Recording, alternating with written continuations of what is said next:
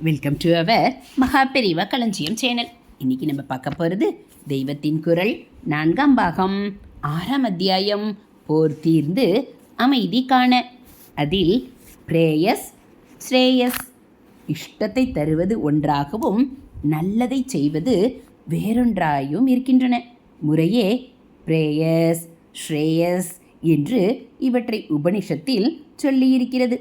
இஷ்டமாக இருப்பது எதுவோ அதுவே நமக்கு பிரியமாக இருக்கிறது. அதைத்தான் பிரேயஸ் என்பது. இந்த வார்த்தை நடைமுறையில் அதிகம் இல்லை. ஸ்ரேயஸ் என்ற வார்த்தை அடிக்கடி கேள்விப்படுகிறோம்.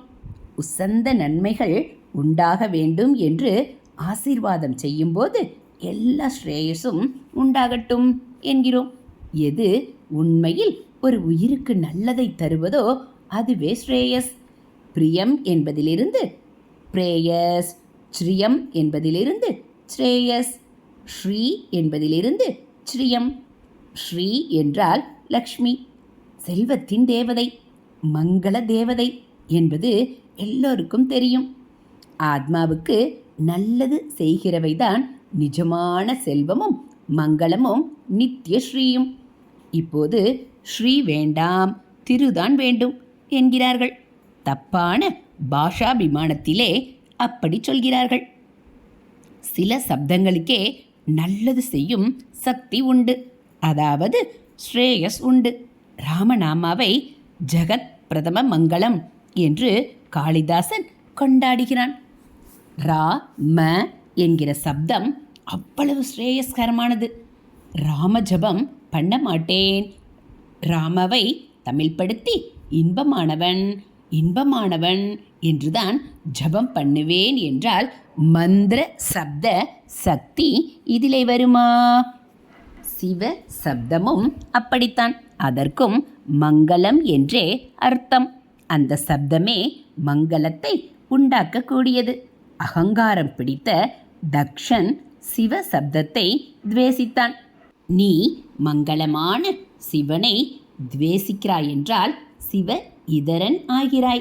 சிவனுக்கு இதரமான அசிவமாக, அதாவது அமங்கலமாக ஆகிறாய் என்று அவனுடைய பெண்ணாக அவதாரம் பண்ணின அம்பாள் சொன்னாளென்று பாகவதத்தில் வருகிறது.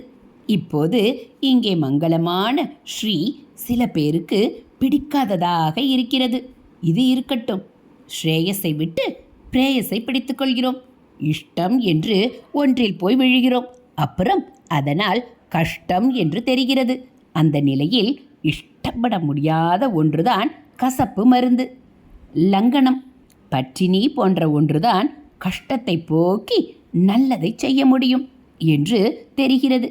இஷ்டப்பட முடியாத அந்த ஒன்றை ஏற்பது இப்போது கஷ்டமாய் இருக்கலாம். ஆனாலும் இது சாஸ்வத கஷ்டமாக நின்றுவிடாது. இஷ்டப்படி தின்னுவது என்பதை சாஸ்வதமாக பண்ணிக்கொண்டே போக நாம் தயார். டயோரியா, டிசென்ட்ரி வந்திருக்காவிட்டால் அப்படித்தான் பண்ணிக்கொண்டே போயிருப்போம்.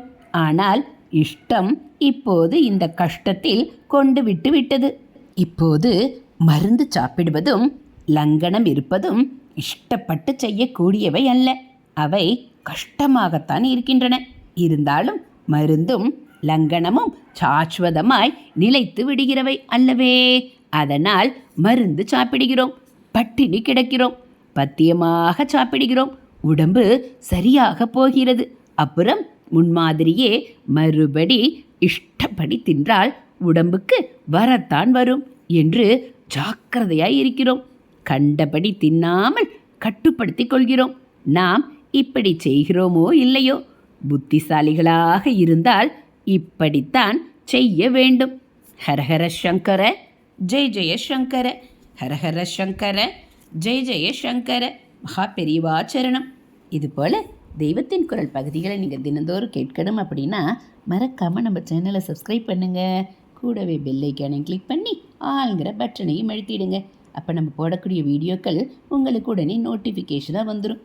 நீங்களும் நம்ம தெய்வத்தின் குரல் பகுதிகளை படித்து போட்ட உடனேயுமே மகாபெரிவா சொல்லியிருக்கிறது எல்லாத்தையும் தெரிஞ்சுக்கலாம்.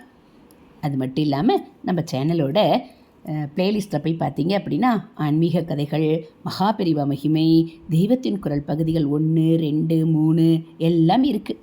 அது எல்லாத்தையும் நீங்கள் பார்த்து அதெல்லாம் உங்களுக்கு பிடிச்சிருந்தா ஒரு லைக்கும் கமெண்ட்டும் கொடுத்து உங்களுக்கு தெரிஞ்சவங்களுக்கும் ஷேர் பண்ணுங்கள். தேங்க்யூ.